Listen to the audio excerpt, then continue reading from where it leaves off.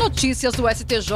Os destaques do dia do Superior Tribunal de Justiça, quando e onde você quiser. Olá, esse é o boletim com alguns destaques do STJ.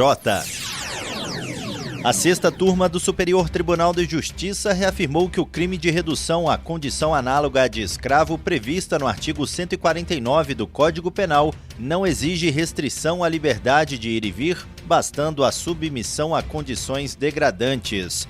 Com base nesse entendimento, o colegiado deu provimento a recurso do Ministério Público Federal contra a decisão do Tribunal Regional Federal da Primeira Região, que havia absolvido os responsáveis por uma fazenda na Bahia, onde 13 trabalhadores foram encontrados em situação precária. No caso analisado, a fiscalização identificou que os empregados dormiam em um ônibus velho ou em um barraco de plástico sem piso nem energia elétrica. A água era armazenada em caminhão-pipa enferrujado e não tratada. Não havia banheiro, chuveiro ou cozinha adequados e as refeições eram feitas em um fogão improvisado. O TRF1 reconheceu a precariedade, mas entendeu que não houve escravidão por não haver restrição de liberdade. No STJ, no entanto, o relator, ministro Sebastião Reis Júnior, destacou que o artigo 149 prevê um tipo penal misto, em que qualquer das condutas listadas, como trabalho forçado, jornada exaustiva ou condições degradantes, já configura o crime, independentemente da restrição da liberdade.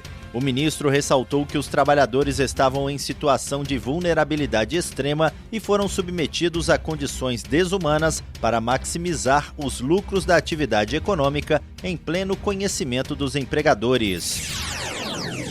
A terceira turma do Superior Tribunal de Justiça decidiu que, na falta de senhas deixadas pelo falecido, o acesso a bens digitais armazenados nos aparelhos eletrônicos deve ser feito por meio de um incidente processual específico vinculado ao processo de inventário. Esse procedimento foi chamado pela relatora, ministra Nancy Andrighi, de incidente de identificação, classificação e avaliação de bens digitais e será conduzido pelo juiz do inventário, com o apoio de um profissional especializado chamado de inventariante digital.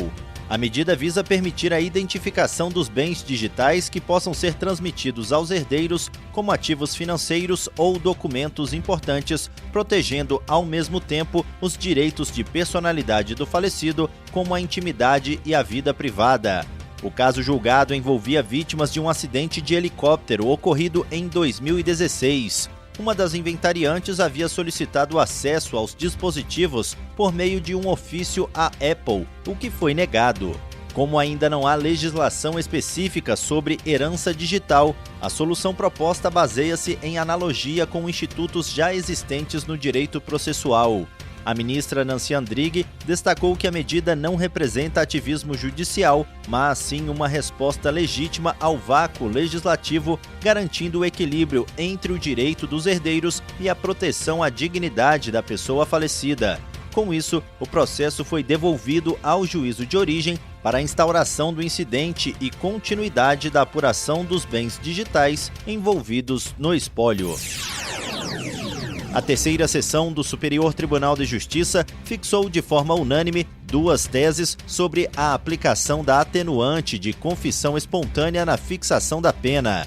Essas teses visam unificar a jurisprudência e trouxe critérios objetivos para o uso dessa atenuante na dosimetria da pena e harmoniza a jurisprudência da Corte em torno do tema 1194 dos recursos repetitivos. A primeira tese afirma que a confissão pode abrandar a pena independentemente de ter sido usada para formar a convicção do juiz, mesmo havendo outras provas. A exceção ocorre quando há retratação, salvo se a confissão inicial tiver ajudado na apuração dos fatos. A segunda tese determina que a atenuação deve ser em menor proporção e não será considerada preponderante quando a confissão se referir a crime de menor gravidade ou a fatos que excluam a ilicitude ou a culpabilidade. O relator, ministro Og Fernandes, destacou que a confissão é um fato objetivo e a validade não depende da intenção do réu. Ela pode ocorrer em qualquer fase, judicial ou extrajudicial, ser parcial ou qualificada, com efeitos proporcionais. Com base nas novas teses fixadas em julgamento de recurso repetitivo, a terceira sessão do STJ revisou 2 súmulas para adequá-las ao entendimento consolidado. A súmula 545 passou a prever que a confissão do réu possibilita a atenuação da pena, independentemente de ter sido utilizada na formação do convencimento do juiz.